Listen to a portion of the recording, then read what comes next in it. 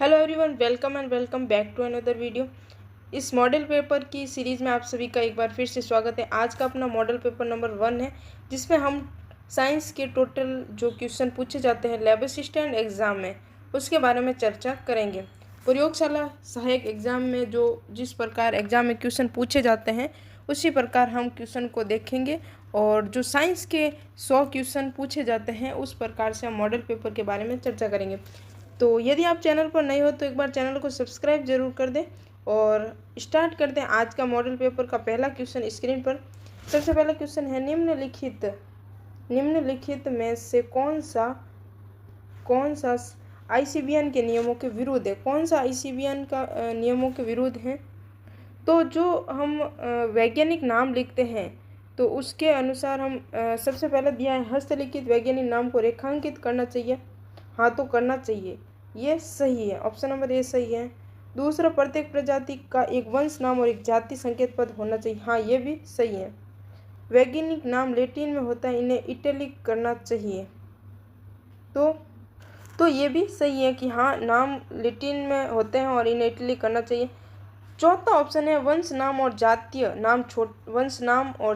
नाम छोटे अक्षर से शुरू करते हुए लिखने चाहिए। तो ये ऑप्शन गलत होएगा, क्योंकि वंश का नाम का अक्षर बड़े अक्षर से लिखा जाता है, जातीय नाम छोटे अक्षर से लिखना प्रारंभ किया जाता है। ठीक है, तो इसका ऑप्शन नंबर डी सही आंसर हो जाएगा। नेक्स्ट क्वेश्चन, फ्लोरिडियन स्टार्स की संरचना किसके समान होती है? तो किसके समान होती है फ्लोरिडियन स्टार्स की संरचना? जो सेवालों में, लाल सेवालों में फ्लोरिडियन स्टार्च खाद्य के रूप में संचित होते हैं, ये एमाइलोपेक्टिन एवं ग्लाइकोजन के समान संचित होते हैं। ऑप्शन नंबर बी इसका सही आंसर। क्वेश्चन नंबर 3 क्या है, श्वसन मूल किसमें होती है? किसमें श्वसन मूल होती है? तो ऑप्शन नंबर ए दिया हुआ है, लवण मृदोद्भिद में श्वसन मूल होती है। सही आंसर ये हो गया। नेक्स्ट क्वेश्चन की बात करें, क्वेश्चन नंबर 4, कॉलम ए को कॉलम बी से मिलाना है। सक्रिय कोशिका विभाजन की क्षमता वाली कोशिकाएं, एक ऊतक जिसमें सभी कोशिका संरचनाएं और कार्य की दृष्टि से समान होती हैं। विभिन्न प्रकार की कोशिकाओं वाला ऊतक, अत्यधिक मोटी भित्तियां, संकरी गुहिका वाली मृत कोशिकाएं, संबंध ऊतक, विभज्योतक, स्क्लेरिड और सरल ऊतक दिया गया है। तो सबसे पहले देखा जाए तो जो संरचना एवं कार्य में समान होते हैं वो कौन से होते हैं? सरल ऊतक। कौन से होते हैं? सरल ऊतक। बी का मिलान हो जाता है सरल ऊतक से। अब बी इसमें एक में ही दिया हुआ है ऑप्शन, ये ऑप्शन ए देखें तो जो बी दिया है चौथे नंबर से मिलान होता है, बाकी समय गलत दिया हुआ है। तो ए सक्रिय कोशिका विभाजन की क्षमता विभज्य ऊतक होता है, एक ऊतक जिसमें कोशिकाएं संरचना और कार्य दृष्टि समान होती है। तो सरल ऊतक विभिन्न प्रकार की कोशिकाओं वाला ऊतक, ऑप्शन नंबर ए संवहन ऊतक, और अत्यधिक मोटी भित्ति वाला स्क्लेरेड होता है। नेक्स्ट क्वेश्चन की बात करते हैं, क्वेश्चन नंबर 5, पीएस सेकंड में अभिक्रिया केंद्र का अवशोषण शीर्ष कितने पर होता है? तो इसका ऑप्शन नंबर सी सही आंसर। 700 नैनोमीटर पर पीएस सेकंड में अभिक्रिया केंद्र का अवशोषण किया जाता है। नेक्स्ट क्वेश्चन नंबर 6, पौधों द्वारा प्रकाश संश्लेषण के दौरान जैव मात्रा या कार्बनिक पदार्थों की मात्रा जो प्रति इकाई क्षेत्रफल में एक समय के दौरान उत्पादित की गई है क्या कहलाती है? जो पौधों का प्रकाश संश्लेषण के दौरान जैव मात्रा या पदार्थों की मात्रा जो प्रति इकाई क्षेत्रफल में एक समय के दौरान उत्पादित की जाती है क्या कहलाता है? सकल प्राथमिक उत्पादक। इसका ऑप्शन नंबर सी सही आंसर हो जाएगा। प्रकाश संश्लेषण के दौरान पौधों द्वारा एक समय अवधि के प्रति इकाई क्षेत्र में उत्पादित बायोमास कार्बनिक पदार्थ की मात्रा सकल प्राथमिक उत्पादकता कहलाती है। क्वेश्चन नंबर 7 की बात करते हैं। 2 कथन दिए गए हैं, एक कथन और दूसरा कारण। कथन कारण का क्वेश्चन दिया गया है। ऑप्शन ए जो कथन है, ऑप्शन ए, पॉलीमरेज श्रृंखला अभिक्रिया को डीएनए प्रवर्धन के लिए प्रयुक्त किया जाता है। क्या इसका कारण एमिसिलिन प्रतिरोधी जीन को रूपांतरण का पता लगाने के लिए एक सिलेक्टेबल मार्कर के रूप में प्रयुक्त किया जाता है? तो सबसे पहला तो जो पॉलीमरेज जो पीसीआर होता है, डीएनए की मात्रा बढ़ाने के लिए उपयोग में लिया जाता है, और जो वर्णात्मक चिन्ह अनुप्रयोग और जो एमिसिलिन प्रतिरोध जीन का रूपांतरण का पता लगाने के लिए सिलेक्टिव मार्कर के रूप में प्रयुक्त है। तो ये दोनों सही है। तो इसमें जो ऑप्शन नंबर ए दिया हुआ है, ए और आर दोनों सही है, किंतु आर ए का सही व्याख्या नहीं है, इसकी व्याख्या नहीं है सही। लेकिन इसकी व्याख्या क्या हो जाए कि जो पीसीआर है डीएनए की मात्रा बढ़ाने के उपयोग में लिया जाता है, वर्णात्मक चिन्ह अपूर्ण यौगिक की पहचान व हटाने में सहायता करता है। नेक्स्ट क्वेश्चन की बात करते हैं, क्वेश्चन नंबर 8 की। क्वेश्चन नंबर 8 है, निम्नलिखित में से एक रबर का स्रोत कौन सा है? रबर का स्रोत कौन सा है? क्या हेविया ब्रासोलेंसियस, टेक्नोना ग्रेडियंस, सेटस डेप्टारा, मैसिलियो चंपाकला। जो रबर का स्रोत है वो है option number Hevea brasiliensis. Next question, कथन गलत को चुनना है। साइनोबैक्टीरिया में सभी कोशिकाओं का अभाव होता है। माइक्रोप्लाज्मा एक भित्ति रहित सूक्ष्म जीव है। जीवाणु कोशिका भित्ति पेप्टिडोग्लाइकेन की बनी होती है। रोम और जालर मुख्य रूप से जीवाणु कोशिकाओं की गतिशीलता के लिए होते हैं। और ऑप्शन नंबर ई है अनुत्तरित प्रश्न। तो इसका जो सही आंसर हो जाएगा, जो रोम और जालर है वे मुख्य रूप से जीवाणु कोशिकाओं की गतिशीलता के लिए होते हैं। लेकिन जो पीली एक विशेष प्रोटीन की बनी ट्यूबल संरचना होती हैं, विपरीय कोशिकाओं से निकलने वाले छोटे छोटे बाल जैसे रेशे होते हैं। नेक्स्ट क्वेश्चन, तो ये रोम और जालर ये इसका गलत कथन है। इसका जो फिब्री होती है कोशिका से निकलने वाले छोटे छोटे जालर रेशे होते हैं। कोशिका विभाजन के संदर्भ में ओमिनस सेल्यूलस ई सेल्यूलर की कल्पना सर्वप्रथम किसने प्रतिपादित की? तो रुडोल्फ विर्चो ने इसकी जो सिद्धांत था, कोशिका सिद्धांत के समय ओमी ई सेल्यूला की अवधारणा दी। नेक्स्ट क्वेश्चन की बात करते हैं। नीचे दिए गए 4 कथन ए डी का अध्ययन कीजिए और उनमें 2 कथन सही कथनों को चुनिए। ए दिया हुआ जैव स्पीशीजों की परिभाषा इंस्टेंट मायर ने दी। प्रकाश काल का पौधों के जनन पर प्रभाव नहीं पड़ता। द्विनाम पद्धति तंत्र RH विक्टेकर ने दिया था। एक कोशिकीय जीवों में जनन और वृद्धि समाहर्तक होते हैं। तो इसमें जो सही कथन कौन सा है? सही कथन कौन सा है? सबसे पहले जो दिया है जैव स्पीशीज, इंस्टेंट मायर ने जैविक प्रजाति की वर्तमान स्वीकृति परिभाषित किया है। और इसके अलावा प्रकाश काल पौधों के प्रजनन को प्रभावित करता है।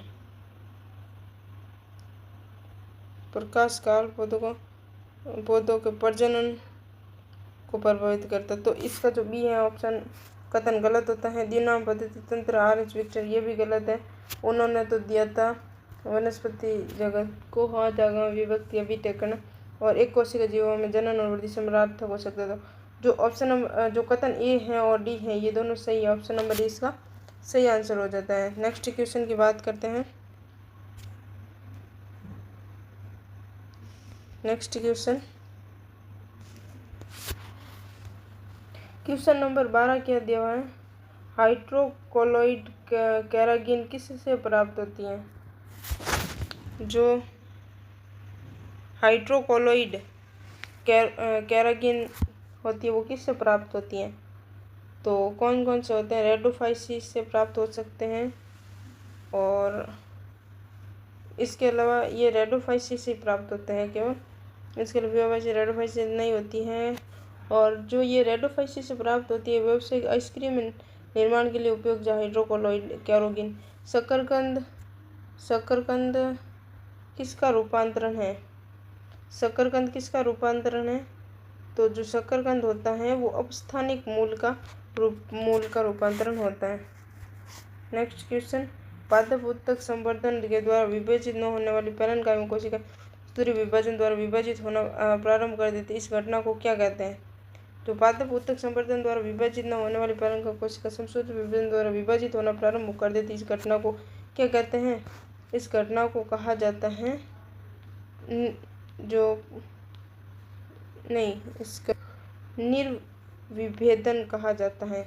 जब पादप उत्तक संवर्धन के द्वारा विभाजित न होने वाली पैरेन्काइमल कोशिका समविभाजन द्वारा विभाजित होते हैं तो इसे निर्विभेदन कहते हैं। इससे विभाजित कोशिका एदा का निर्माण संपन्न करती है। ठीक है, नेक्स्ट क्वेश्चन की बात करते हैं।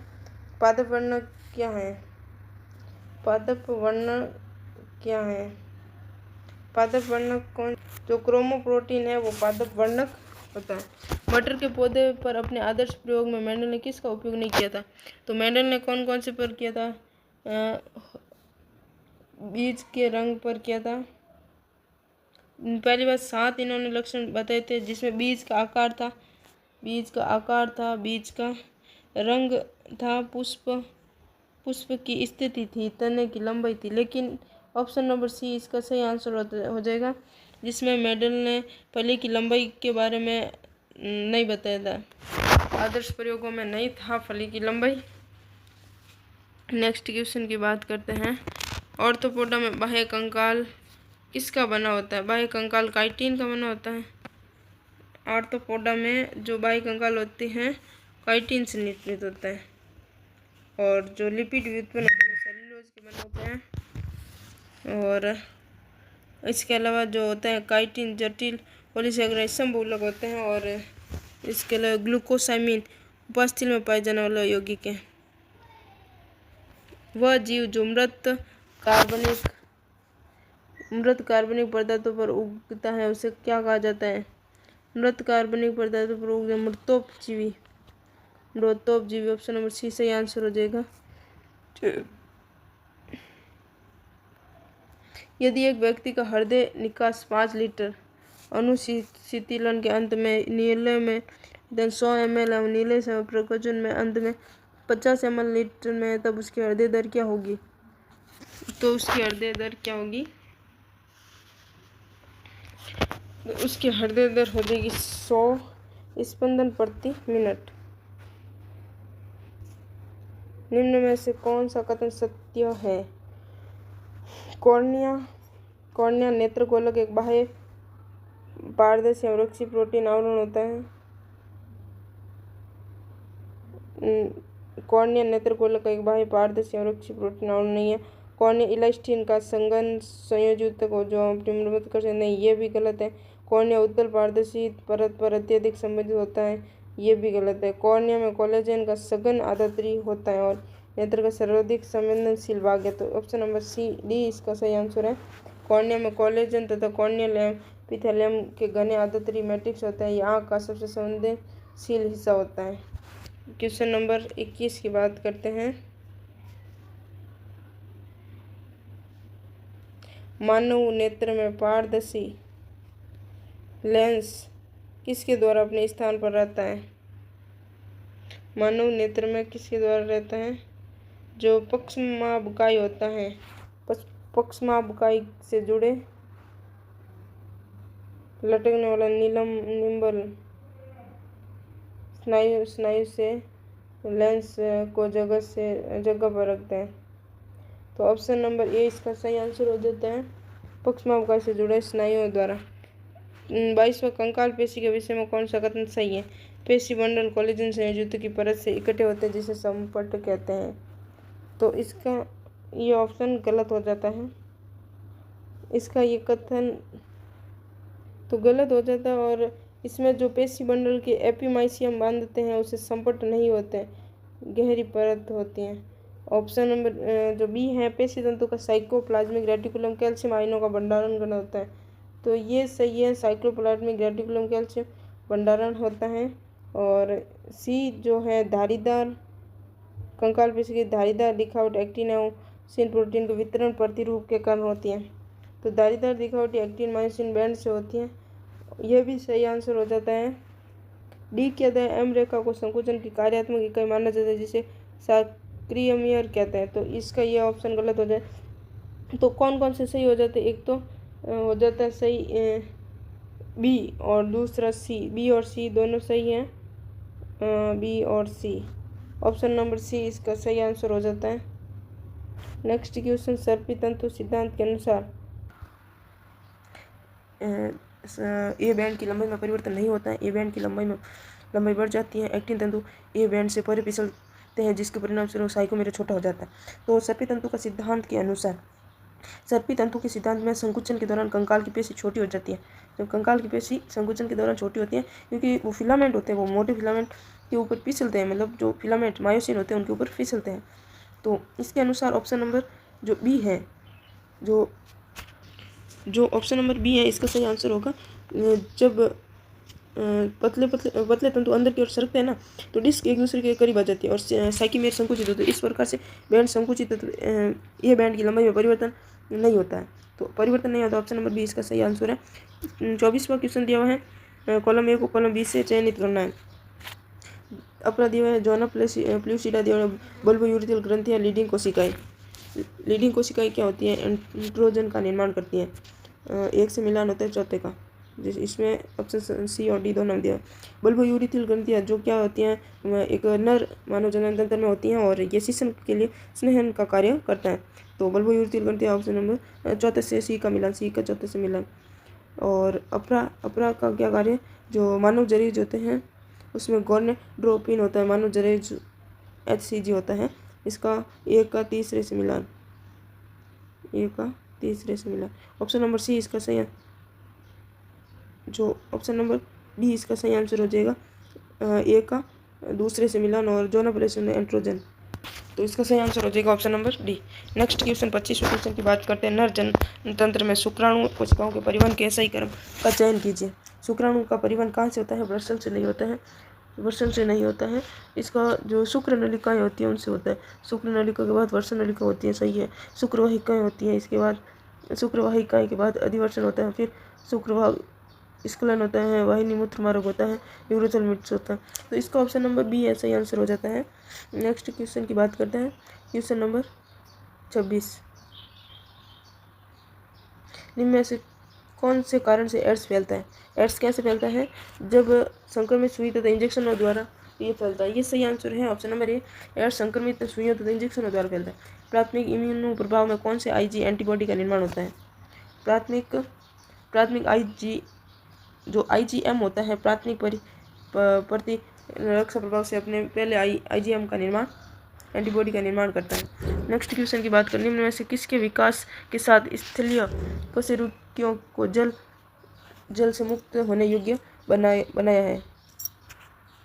जल से मुक्त होने योग्य बनाने के लिए कौन से होता है? कवच युक्त अंडे और आंतरिक निषेचन काम होता है। ऑप्शन नंबर सी इसका सही आंसर होगा।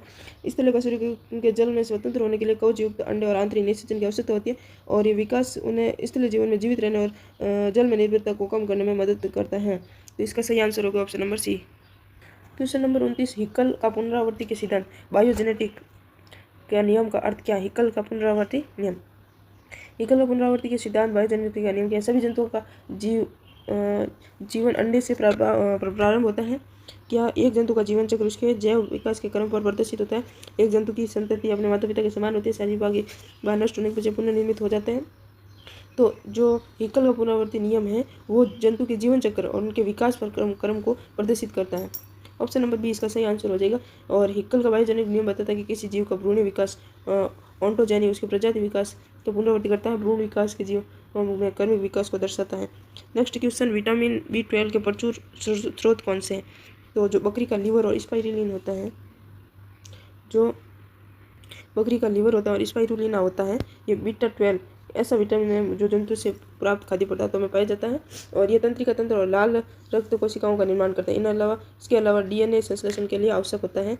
और नेक्स्ट क्वेश्चन की बात करते हैं, क्वेश्चन नंबर 31, निम्नलिखित में से सही कथनों का चयन कीजिए। सभी तत्वों के परमाणु दो मूल कणों द्वारा बने होते हैं। क्या सभी तत्वों के परमाणु दो मूल कणों से बने होते हैं? लेकिन ये गलत है। 3 मूल कण को जो सभी तत्व हैं परमाणु के 3 मूल कणों से बने थे, इलेक्ट्रॉन, प्रोटॉन, न्यूट्रॉन से। तो नेक्स्ट है, इलेक्ट्रॉन का द्रव्यमान 9.1039 × 10⁻31 किलोग्राम होता है। तो हाँ, इलेक्ट्रॉन का द्रव्यमान 9 × 10⁻31 होता है, सही है। किसी तत्व के सभी समस्थानिक समान रासायनिक गुणधर्म प्रदर्शित करते हैं, तो ये सही है। सभी तत्व बी और सी सही हो गए। प्रोटॉन और इलेक्ट्रॉन को संयुक्त रूप से न्यूक्लियॉन्स कहते हैं, लेकिन प्रोटोनों और न्यूट्रॉनों दोनों को संयुक्त रूप से न्यूक्लियॉन्स कहते हैं, ना कि प्रोटॉन और इलेक्ट्रॉनों। प्रोटोनों और न्यूट्रॉनों को संयुक्त रूप से न्यूक्लियॉन्स कहते हैं। डाल्टन के परमाणु सिद्धांत के ने परमाणु को द्रव्य के मूल कण के रूप में माना है। डाल्टन के परमाणु सिद्धांत सही है, ये भी ई भी सही है। इसमें कौन कौन से सही हो चुके हैं? तो पहला गलत है, बी सही है, इसके अलावा सी भी सही है और इसके अलावा ई भी सही है, BCE, तो इसका ऑप्शन नंबर ए सही आंसर हो जाएगा।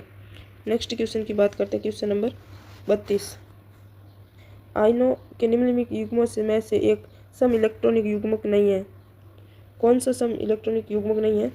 तो O2F का जब इलेक्ट्रॉनिक निकालते हैं तो O का 8 और इसके अलावा +2 जो हो गया -10 इलेक्ट्रॉन, और इसके अलावा F का निकालें तो F का 9 + 1 हो गए इसके ऊपर, तो 10 इलेक्ट्रॉन इसके भी हो गए, ये समान है। इसके अलावा बात करते हैं सोडियम और मैग्नीशियम का। सोडियम इलेक्ट्रॉनिक विन्यास 11 -1, यहाँ पर प्लस दिया हुआ है, -1 कर दे तो 10 इलेक्ट्रॉन।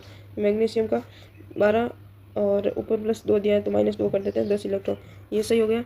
और इसके अलावा Mn+2 की बात करें और Fe+3 की बात करें तो जो Mn का है 25 इलेक्ट्रॉनिक विन्यास, 25 से माइनस कर देते हैं 2, तो 25 - 2 23 इलेक्ट्रॉन, और Fe3 ये इसका इलेक्ट्रॉन 26 और माइनस कर देते 3 23 इलेक्ट्रॉन, तो ये भी समान है।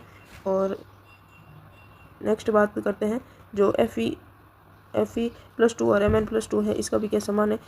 Fe कौन से 26 इलेक्ट्रॉन विन्यास और माइनस कर देते हैं 2, तो इसका 24 इलेक्ट्रॉन, और Mn+2 की बात करें तो 25 माइनस करते हैं 2 23 इलेक्ट्रॉन, तो इसका यहाँ पर गलत है, ये चॉइस है Fe+2 का, और यहाँ पर 23 है Mn+2 का। तो युग्मक कौन सा नहीं है, युग्मक सही युग्मक कौन सा नहीं है,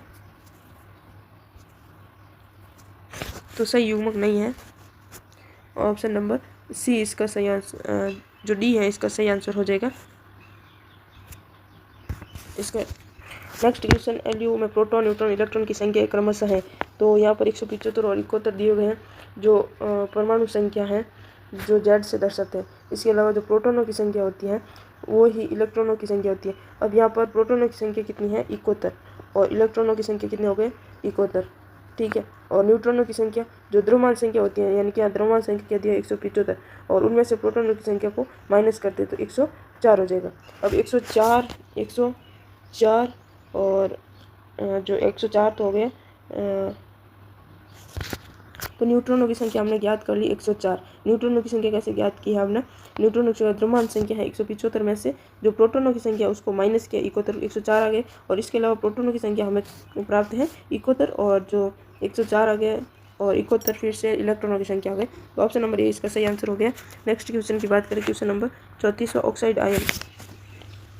आयन O-+2 का ऑक्सीजन परमाणु से बनने के लिए पहले ऊष्माक्षेपी एवं बाद में ऊष्माशोषी पद नीचे दिए गए हैं, तो दिए गए हैं oxygen gas plus electron minus जो, तो यहाँ पर ऊष्माक्षेपी और ऊष्माशोषी दोनों दिए गए हैं।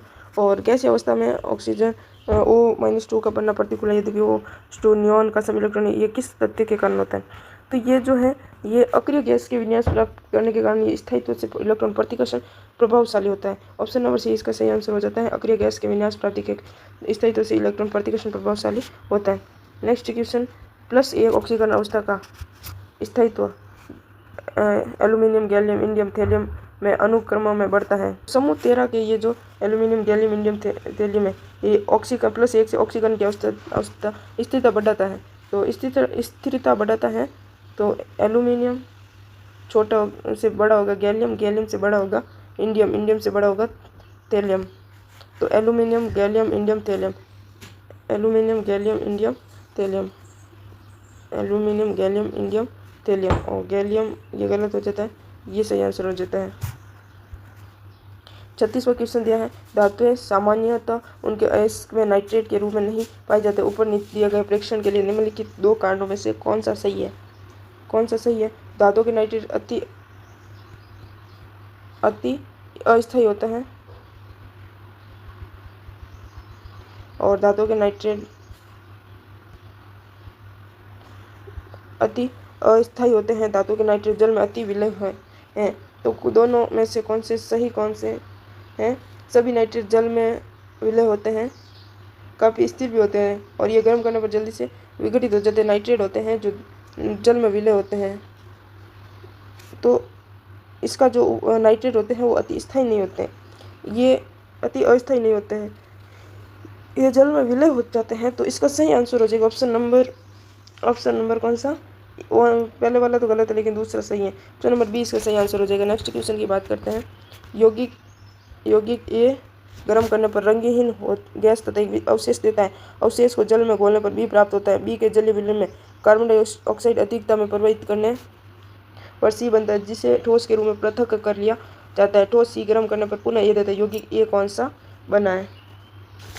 तो जो यौगिक है ए गर्म करने पर रंगीन गैस अवशेष देता है।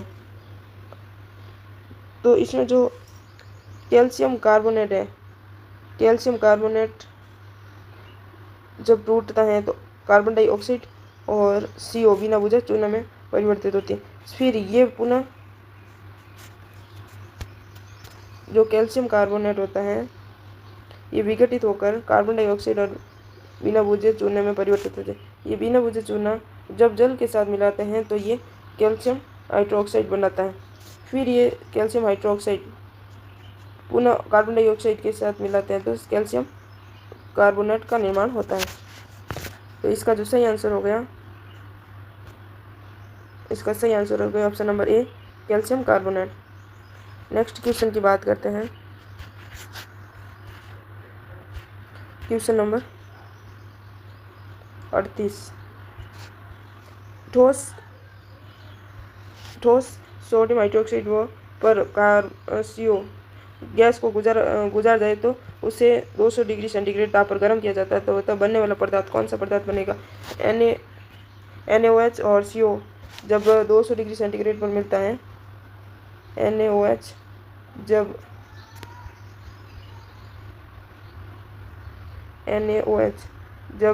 CO से मिलता है तो बनता है H, फिर COO, फिर Na। तो इसका निर्माण होता है। तो इसमें ऑप्शन दिया हुआ है ऑप्शन नंबर सी, HCOONA।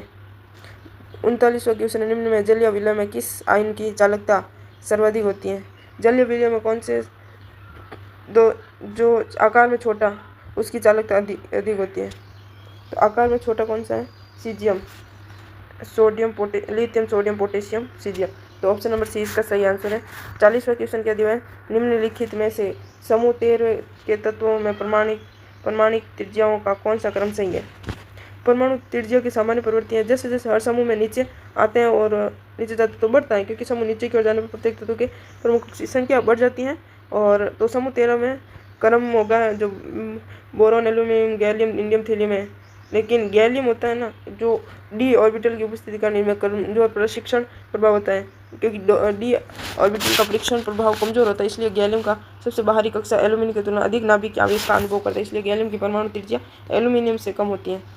तो इसमें जो ऑप्शन नंबर दिया हुआ है बी, बोरॉन, फिर गैलियम, फिर एल्यूमिनियम, फिर इंडियम और फिर थीलियम, इसका परमाणु त्रिज्या क्रम बोरॉन, गैलियम, एल्यूमिनियम, इंडियम, थीलियम होगा।